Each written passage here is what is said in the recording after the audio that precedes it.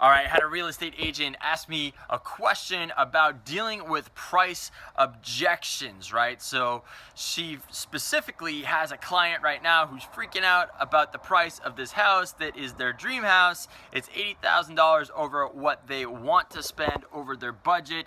And she's like, I think they could actually get the financing and make this happen. How is it that I can get them to make an offer? So the first thing is actually ask for the offer, right? If they love it, they're going crazy for it, just have them put in an offer anyway. Maybe it's not exactly what they want in terms of what the seller might want in terms of deal, but have them put something in, try to make it as competitive as possible, and just say, look, why don't you put an offer in, right? So have them put in that offer. Number two is, when you're dealing with these big types of numbers, break these big types of numbers down into the smaller numbers of what the reality is of what's going to happen with that bigger number. They're not going to, chances are if it's a house, they're not going to buy that house all cash, all right? So if it's like a 30-year mortgage or whatever it may be, break it down into what that extra $80,000 is going to cost them per month in the payments, and I break it down even to the real ridiculous about how much it's going to cost them a day. And $80,000,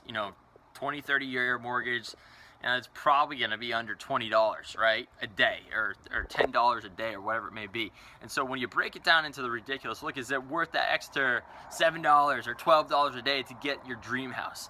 And the chances are they're going to say yes to that. So anytime you're dealing with those bigger numbers, break it down to what the reality is. And then also when you're dealing with those bigger numbers and they're going to be financing it, figure out what the monthly payments are. This is something, a lot of real estate agents aren't really, and car sales guys and a lot of other sales guys that have to finance things, they don't really like to get into that math, but figure out the math right then and there so you can make that deal work, right? Don't let it go into the finance people's hands. Break out the calculator, figure out some things, know the the types of interest rates that you're dealing with and everything else, and then break it down into what the monthly payments are that they want to have. And now based on what they want to have for monthly payments, the interest rates and then how much they put down, you can pretty much get the numbers where they want it to be, based on how much they put down and everything else. So just figure that out and see if it works, and just get creative at making that work. And the more you take control of the sale and really take control of what those numbers are, it's going to help you. Again, it's something that